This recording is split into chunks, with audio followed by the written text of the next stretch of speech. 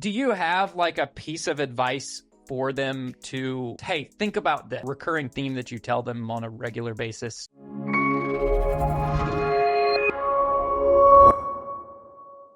I mean, I tell the people in charge to overcommunicate. Okay. And I tell the people who are not in charge, I try to explain to them the role of the person who is in charge and what is reasonable communication and what is really not reasonable communication.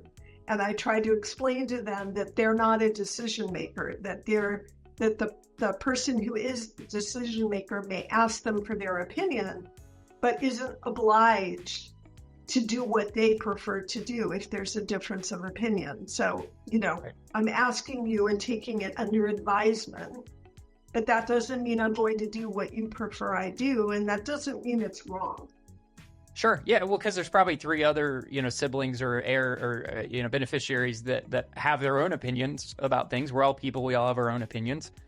And, that you don't have to do what they say. You're right. So one of the biggest, I would say, after doing these kinds of probate and inheritance deals for as many years as I have, one recurring theme that we run into a lot is a difference of opinion and value of the assets or the property. You've always got that one sibling or whatever who thinks that this property is worth $1 million. And for example, the lady I just told you about with the situation, right? We made her an offer and her son was there at the property. And my guy that was there said her son commented to her, was like, Mom, that's actually a really good offer. That's double what I thought it was worth, just to tell her that. And do you have, like, how do you, in those situations, what are you, like, do you have like, okay, we need to do this and this, just to shed some light to that? Yes. So assuming it's not a taxable estate and so a formal appraisal isn't required, usually don't spend the money on having a formal appraisal. Instead, right. I will get 2 or 3 brokers' opinion of value from right.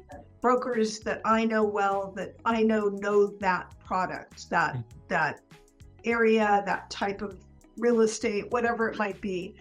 And usually there's a pretty good triangulation when you do that. There may be a range, but you're kind of between here and there.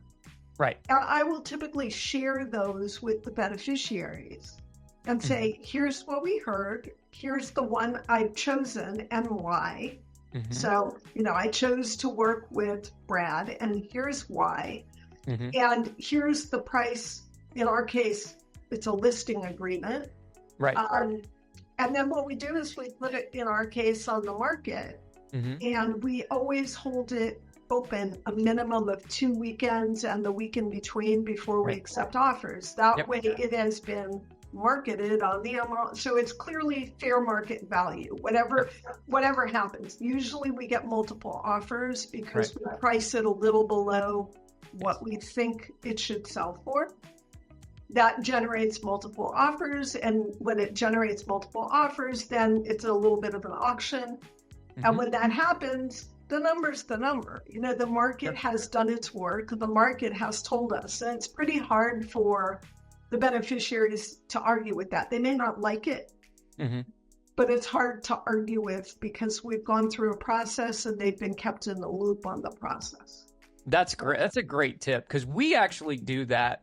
And as buying properties and then reselling them, and I've learned to understand market cycles. And 2 years ago, you could throw a property on the market for whatever price and it would sell for more than that. Whether you did any value, it was crazy. The market was just bananas 2 years ago. When interest rates went up and things started to tighten a little bit, we do that strategy on all of our properties. I price it a little bit below what I think it will sell for, and we'll generally get multiple offers.